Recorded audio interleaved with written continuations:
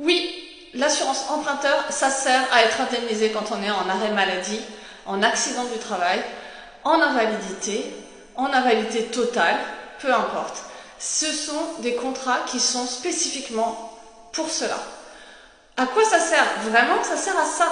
C'est-à-dire que concrètement, quand vous avez un crédit au-dessus de votre tête, un crédit immobilier pour une résidence principale, locatif, secondaire, etc., et que vous avez bien les garanties ITT, IPT, IPP, donc tout ce qui est incapacité temporaire totale, donc incapacité c'est vulgairement plus ou moins de l'arrêt de travail, de l'invalidité permanente totale, donc c'est à partir de 66% que cette garantie va être mise en jeu, et IPP, invalidité permanente partielle, donc c'est celle qui commence à 33%.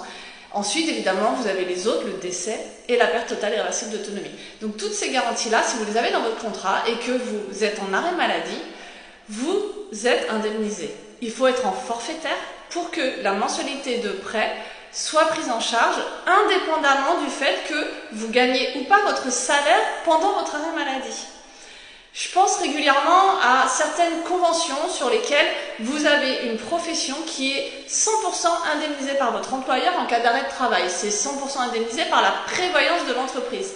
Eh bien, même si vous touchez 100% de votre salaire, vous êtes en arrêt maladie, vous avez un crédit au-dessus de votre tête avec le contrat et les garanties dont je viens de parler, faites le dossier.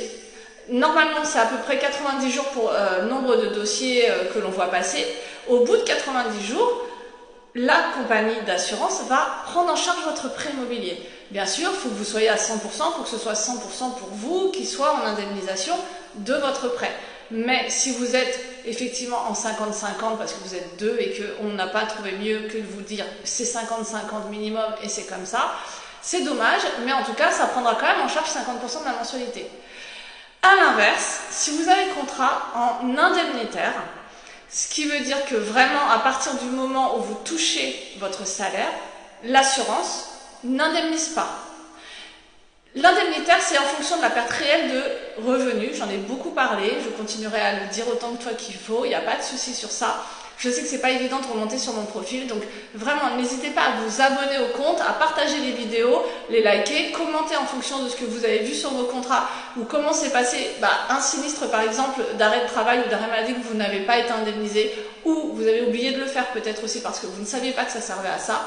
Peu importe, n'hésitez pas, ça permet aussi aux autres de voir comment ça se passe. Et effectivement, il y en a beaucoup d'entre vous en indemnitaire. Malheureusement, l'assureur va vous dire « vous n'avez pas de perte de salaire, en conséquence, nous sommes au regret de vous dire que nous ne pouvons intervenir ». C'est dommage, si vous aviez du forfaitaire 100%, on prend en charge 100% de votre mensualité de prêt, quel que soit le montant. Après, voilà, il y a plein d'autres choses qu'il faut savoir. C'est pour ça que je fais ce compte, j'essaie que les vidéos soient pas trop longues, mais j'avoue, il y en a qui font quand même 6-7 minutes.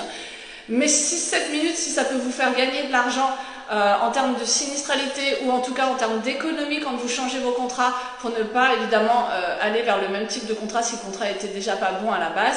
Donc vraiment, n'hésitez pas. Et je suis là pour répondre au maximum aux questions, c'est toujours plus ou moins les mêmes. Donc voilà, ce contrat il sert vraiment à ça. C'est de la prévoyance en fait, simplement. Hein, c'est je me garantis pour être sûr et certain qu'à un moment donné, mon bien sera soit 100% à moi, quoi qu'il arrive dans ma vie, soit ira à mes héritiers sans souci, car effectivement l'assurance aura indemnisé si je disparais ou s'il se passe quelque chose. Donc voilà, n'hésitez pas et je vous souhaite à tous une bonne journée.